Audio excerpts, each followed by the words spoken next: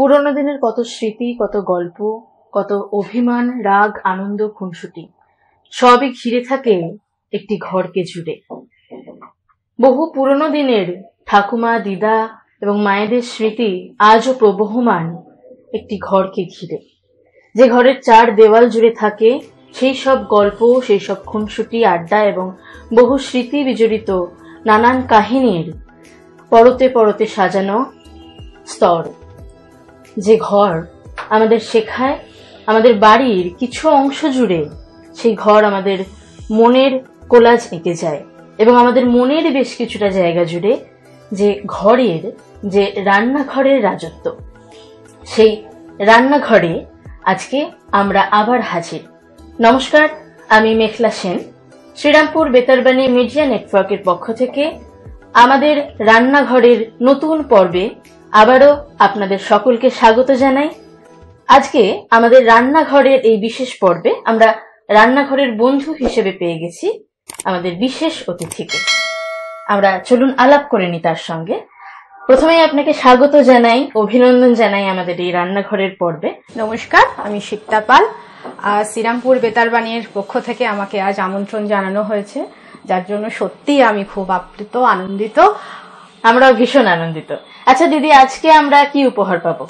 আজ আমি একটা পনিরের রেসিপি করে দেখাবো, নবাবি পনির। নবাবি পনির, নবাবি পনির মানে মুঘল যুগের সেই যুগে ফিরে গেলে। বাহ, দারুণ ব্যাপার। আচ্ছা, নবাবি পনিরের ইনগ্রেডিয়েন্টস কি আছে দেখে নিচ্ছি। আচ্ছা, আমি ইনগ্রেডিয়েন্টস গুলো বলে দিই।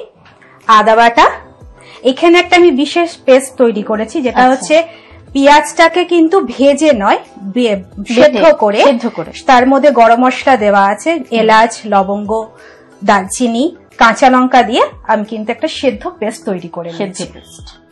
কাজু আর পোস্ত বাটা, একদম রুম টেম্পারেচারে দুধ, চিনি, সাদা তেল, নুন, কসুরি মেথি, গরম মশলা, পনির তো আছেই। বাহ, তাহলে চলুন রান্নাটা শুরু করা যাক। সাদা রঙের মধ্যে দিয়ে নানান রং খুঁজে পাওয়া যায়, সাদা রঙে ভেসে যাই আজ আমরা। আমি প্রথমে সাদা তেল দিয়ে নেব।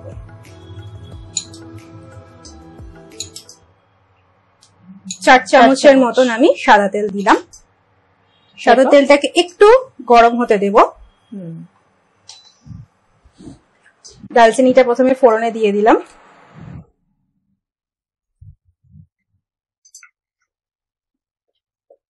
এটা একটু গন্ধ বার হলেই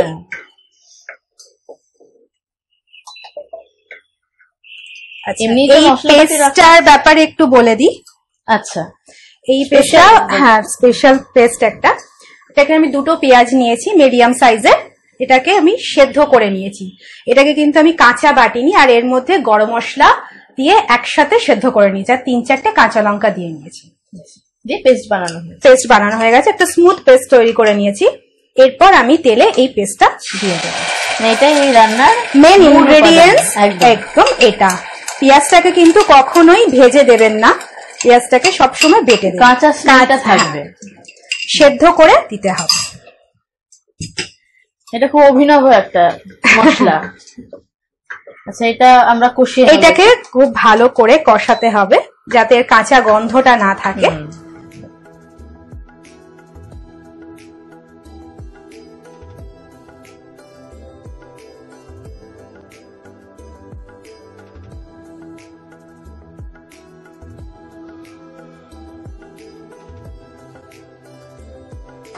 আচ্ছা, এই মশলাটার আইডিয়াটা কি আপনার মাথাতেই এসেছে প্রথম? হ্যাঁ, আমি একটু রান্নার এক্সপেরিমেন্ট করতে ভালোবাসি, তো একদিন হঠাৎই মনে হলো দেখি এভাবে করলে কিরকম। তো যাই হোক, বাড়িতে প্রথম রান্নাটা হয়, তো মাঝে মাঝে এক্সপেরিমেন্ট রান্না করতে আমি একটু ভালোই বাসি। আসছে গন্ধটা ভালো। আর এই পনিরের রেসিপিটি খেতেও অসাধারণ হয়, মশলাপাতি দেখেই বোঝা যাচ্ছে। আর এটা সম্পূর্ণ কষার উপরে নির্ভর করে রান্নাটা। খুব তাড়াতাড়ি হয়, কিন্তু মশলাটা ভালো করে যতক্ষণ কাঁচা গন্ধটা না যাবে ততক্ষণ। কিন্তু অনেকে করে না, মশলা বেশি কষিয়ে ফেলে, বেশি পুড়ে যায়, তো সেটাই বুঝে নিতে হবে।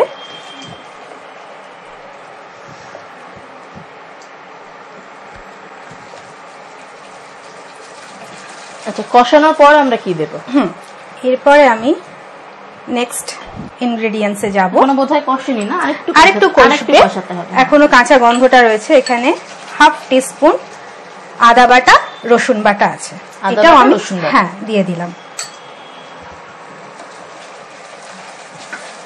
এটাকেও আমি ভালো করে কষিয়ে নেব।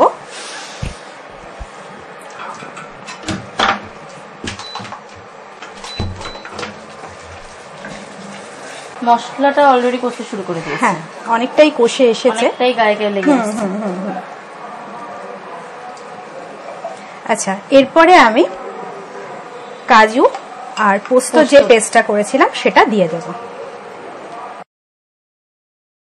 মশলাটার সাথে পোস্ত বাটা আর কাজু বাটাটাকে খুব ভালো করে মিশিয়ে নিতে হবে।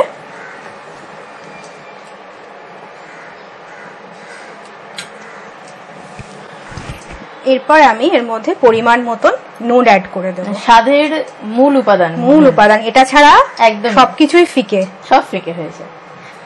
সেই পুরনো গল্পটা মনে পড়ে গেল, তাই না দিদি? একদমই তাই। একজন রাজার 9 জন রানী ছিল এবং তারা সকলেই তাকে নানান নিত্য নতুন পদ রান্না করে খাইয়েছিল এবং জিজ্ঞেস করা হয়েছিল যে কার রান্না সব থেকে ভালো লেগেছে। রাজা বলেছিল কারোর রান্নাই ভালো লাগেনি, অনেক নতুন নতুন আইটেম ছিল সেখানে, অনেক অনেক উপাদেয়, অনেক সুস্বাদু খাবার ছিল, কিন্তু একজনের রান্না রাজার খুব ভালো লেগেছিল, কারণ তার রান্নায় পরিমাণ মতো নুন ছিল।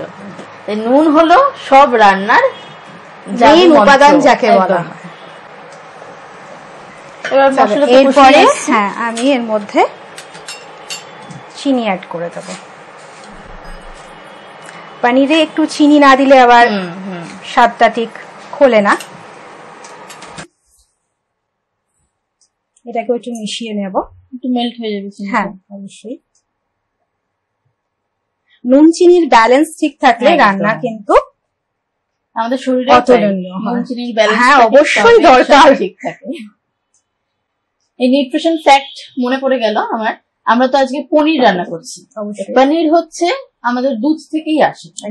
যাদের ল্যাকটোজ ইনটলারেন্স থাকে তো তারা পনির কিন্তু সহজেই তারা খেতে পারে, কারণ এই ল্যাকটোজ থেকে ল্যাকটোজেন এটা বের করে নিয়ে ছানা কাটানো হয়। তারপর সেখান থেকে যারা ছানা খেতে পছন্দ করেন না তারা কিন্তু সহজেই এই পনিরের বিভিন্ন রান্না তারা করতে পারে, যেমন এই নবাবী পনির আজকে হচ্ছে।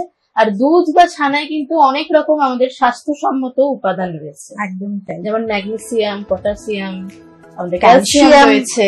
ফার্স্ট হচ্ছে ক্যালসিয়াম, একদম একদম ভরে ভরে ক্যালসিয়ামের। ম্যাগনেসিয়াম আমাদের শরীরে যেমন মেটাবলিজমকে ফাস্ট করে দেয়, ফলে সুগার, প্রেসার এই সমস্ত জিনিস কন্ট্রোলে থাকে। তারপরে আপনার ক্যালসিয়াম যেটা বলছেন, ক্যালসিয়াম আর ফসফরাস কিন্তু হাড়ের ব্যালেন্সিংটা বজায় রাখে। সুতরাং একটা ভালো রান্না আজকে হচ্ছে একটা স্বাস্থ্যসম্মত রান্না হচ্ছে আমাদের রান্নাঘরে। এরপর আমি এর মধ্যে হাফ কাপ দুধ দিয়ে দেব। আচ্ছা, যাদের ল্যাকটোজ ইনটলারেন্স আছে তারা দুধটা বোধহয় অ্যাভয়েড করতে পারে, তারা এখানে জল দিতে পারে। অ্যাকচুয়ালি দুধ দিলে এর রিচ ভাবটা একটু বেশি আসে, আর স্বাদেরও পরিবর্তন অবশ্যই হবে। তো যাদের দুধে অ্যালার্জি আছে তারা অবশ্যই এখানে কিন্তু ফুটন্ত গরম জল যাতে স্বাদটা ইনট্যাক্ট। একদমই তাই, একদম। শরীর তো সবার আগে, শরীরের অবশ্যই খেয়াল রাখতেই হবে অবশ্যই। আচ্ছা, এই নবাবী পনির কি সবাই খেতে পারে? একদমই তাই, সকলেই খেতে পারে। সত্যি আমরা দেখতে পাচ্ছি অনেক মশলা যেমন রয়েছে, সমস্ত মশলা কিন্তু হালকা, আমাদের শরীরের ক্ষতি সেভাবে কিন্তু করবে না। কম তেলে রান্নাটা, কম তেলে রান্নাটা হচ্ছে।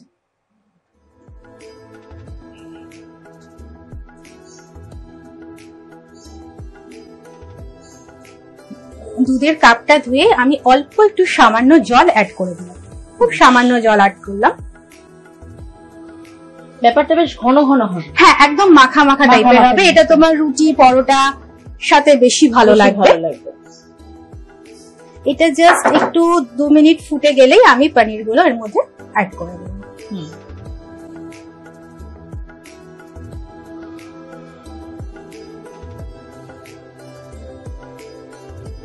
ততক্ষণ ফুটুক জিনিসটা, আমরা একটু গল্প করে নিই, কারণ রান্নাঘর, রান্না মানেই তো একদম গল্প। রান্নার এই ইন্টারেস্টটা, রান্নার প্রতি যে আবেগটা, সেটা প্রথম কিভাবে এসেছিল? প্রথমে মাকে দেখে এসেছে। মা নিত্য নতুন রান্না করতো, তো তার কাছ থেকেই তার হাত ধরেই আমার শেখা। তো সেই অর্থে আস্তে আস্তে করতে করতে মানে এই 11-12 থেকে করতে করতে আজকে ইন্টারেস্টটা গ্রো করে গেছে। তো রান্না যেটা করি সকলে তার মানে ভালো বলে, হ্যাঁ ইয়ে করে। তো সেই রান্না মনে আছে কি করা হয়েছিল? প্রথম রান্না আমি ফার্স্ট রান্না করি চিলি চিকেন। তাকে ঘিরে গল্প কিছু মনে আছে? তাকে ঘিরে গল্প হ্যাঁ অবশ্যই আছে। বলো। প্রথমে ব্যাপারটা হচ্ছে চিকেন ফ্রাই করতে বলেছে। ঠিক আছে, কোনো ব্যাপার নাই, করতে পারবো। চিকেন ফ্রাই এর যখন গরম তেলে চিকেনটা দিই, সে তো বিভৎস ফাটতে লেগেছে। সেই সব ছেড়ে ফেলে দিয়ে চলে গেছি যে মা আমি পারছি না করতে। তখন মা বলেছে না পারবে, চেষ্টা করো, অবশ্যই পারবে। তো সেই ভয় কাটিয়ে কাটিয়ে আজকে এসে এইখানে দাঁড়িয়েছি। আসলে উৎসাহটা খুব দরকার যে কোনো বিষয়ে, অবশ্যই এগিয়ে যেতে গেলে উৎসাহটা খুবই দরকার, এবং নিজের ইচ্ছা ভালো লাগা ভালোবাসা সেটা তো আছে। কিছু করতে গেলে সেটাকে ভালোবাসতে হয়, ভালো লাগাতে হয়। আসলে রান্না বলুন, যে কোনো শিল্পকর্ম বলুন, তার সাথে আমাদের ভালো লাগা, একদম ভালো লাগা ভালোবাসা, এই সবকিছু একটা মশলার মতন কাজ করে। আমাদের রান্নাতে স্বাদ বাড়িয়ে দেয়, অন্যান্য শিল্পকর্মেও আমাদের গুণাবলী বাড়ে। পনির গুলোকে আমি অ্যাড করি। এবার আমরা পনিরটা ছেড়ে দিই। হ্যাঁ, আমি এখানে কাঁচা পনিরই অ্যাড করছি। আচ্ছা, ব্যাপারটা কোনো কিছু ফ্রাইড জাতীয় নয় না, আমার এখানে কোনোটাই আমি বিশেষত্ব রান্নাটার। তেলটাও তুমি দেখলে আমি খুবই অল্প পরিমাণে তেল দিয়েছি। আর পনিরটাকে দিয়ে আমি বেশিক্ষণ ফোটাবো না, কারণ বেশি ফোটালে পনির কিন্তু হার্ড হয়ে যায়। জাস্ট 2 মিনিট এটা আমি হাই ফ্লেমেই দিচ্ছি।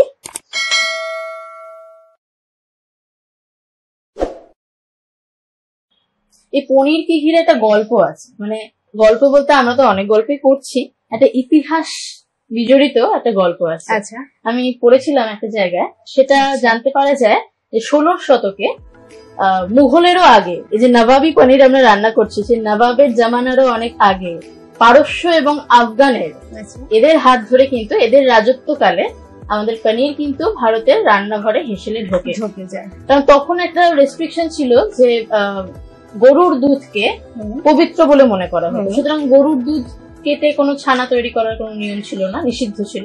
সুতরাং ছাগল আর ভেড়ার দুধ দিয়ে কিন্তু পনির তৈরি হতো। এই পনিরের যে কনসেপ্ট, সেটা কিন্তু বাঙালি বা ভারতবাসীরা আনেনি, যারা রাজত্ব করেছিলেন পারস্য আফগান, এদের কনসেপ্ট থেকে এই পনির রান্নাঘরে ঢুকলো বাঙালির এবং ভারতবাসীর। আবার আরেকটা মজার ঘটনা জানো, আমাদের ডেনমার্কে, মানে আমাদের শ্রীরামপুর তো ডেনমার্কের অধীনে একসময় ছিল, সেই কানেকশনটা আবার ঘুরে ফিরে আসছে। ডেনমার্কের লেনদেনের একটা মাধ্যমই হলো পনির, মানে যেখানে কিছু কেনা বেচা করতে গেলে তারা কিন্তু একটা সময় পনির দিয়ে কেনা বেচা করতো। বেশ ইন্টারেস্টিং না? একদমই। আপনাদেরও যদি এরকম অনেক কিছু তথ্য, অনেক ঘটনা, গল্প পনির কি ঘিরে, অন্যান্য রান্নাকে ঘিরে থেকে থাকে, আপনারা অবশ্যই কমেন্ট বক্সে লিখতে ভুলবেন না, তাতে আমরাও সমৃদ্ধ হব এবং আরো যারা নতুন দর্শক বৃন্দ বেতার বাণী তারা সমৃদ্ধ হবে। যাই হোক, পনির ফুটে আসছে। হ্যাঁ, আমার রান্না অলমোস্ট হয়ে এসেছে। এরপর আমি একটু গরম মশলার গুঁড়ো দিয়ে দেব। বাহ,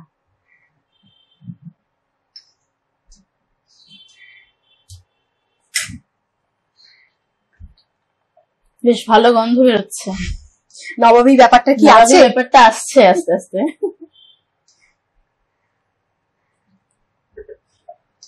এবার আমি এটাকে টোটালি অফ করে দেবো। লাস্ট যে জিনিসটা, কসুরি মেথিটাকে হাতে নিয়ে একটু ক্রাশ করে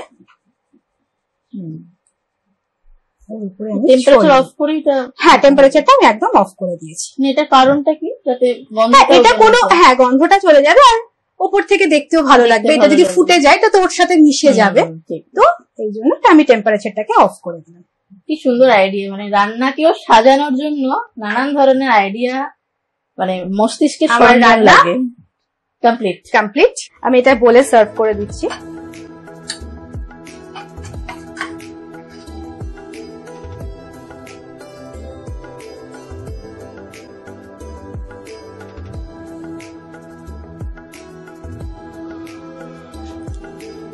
বাহ, খুব সুন্দর লাগছে দেখতে।